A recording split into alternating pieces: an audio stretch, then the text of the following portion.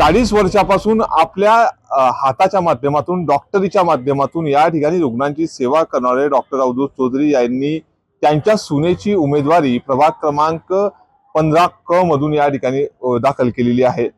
गेल्या 5 वर्षापासून भारतीय जनता पक्षाच्या वतीने एकनिष्ठ पद्धतीने स्वप्नील चौधरी हे कार्यरत होते। मात्र अचानक असं काय झालं स्वप्नील दादा की तुम्हाला अपक्ष उमेदवारी करावी लागली, सविस्तर सांगा।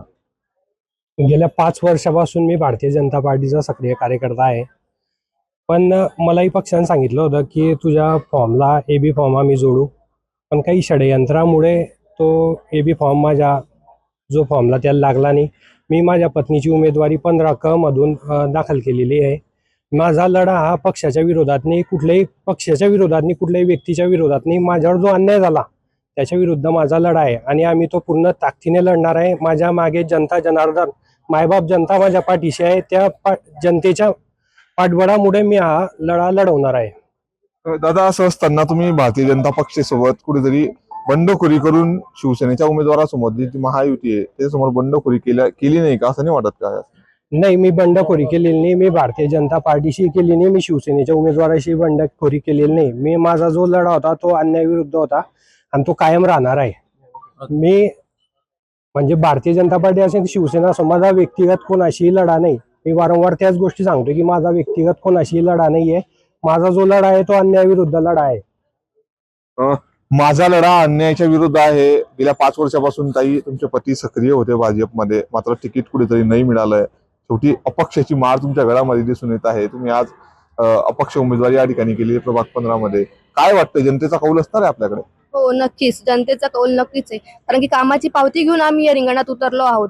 तर सम्राट कॉलनी, लक्ष्मीनगर अनेक ठिकाणी माझ्या मिस्टरांनी, स्वप्नील चौधरी यांनी कुठल्याही स्वखर्चातून आपल्या खर्चातून ही कामं केलेली आहेत। पतदिव्यांची कामं केली आहेत। आणि रिकामे प्लॉट जे ओपन प्लेस असतील तिथे अडचणी, झाडाझुडांची अडचणी साफ केली, ते बरेचसे कामं त्यांनी स्वखर्चातून केलेली आहेत। ही कामाची पावती घेऊन आम्ही उतरलो आहोत। लोक, जनता जनार्दन आमच्या सोबत आहेत।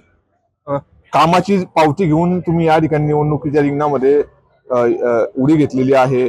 मात्र भाजपकडनं कुठेतरी अपेक्षा होती की तुम्हाला या ठिकाणी तिकीट मिळेल, ज्या पद्धतीने तुम्ही प्रभागामध्ये काम करत होते। काय वाटतंय दादा? 100% अपेक्षा होती भाजपाकडून। आम्हाला 1.5 वर्षापासून सांगण्यात आलं की तुमची उमेदवारी 15 क मधून फिक्स आहे। सतत सांगण्यात आलं, शेवटी फॉर्म मागे घेण्याच्या 3 वाजेपर्यंत सांगण्यात आलं। पण आम्हाला ते षडयंत्र लक्षातच आलं नाही पक्षाचं काय आहे, कशासाठी तिकीट केलं, काय केलं, कट केलं, कुठे चुकलो आम्ही हे आम्हाला लक्षातच आलं नाही। त्यासाठी मग आम्ही जनता जनार्दन आमच्याकडे आली, ते म्हटले तुम्हाला तुमच्या कामाची पावती मिळेल, तुम्ही लढा द्या। त्यासाठी आम्ही हा लढा देतोय।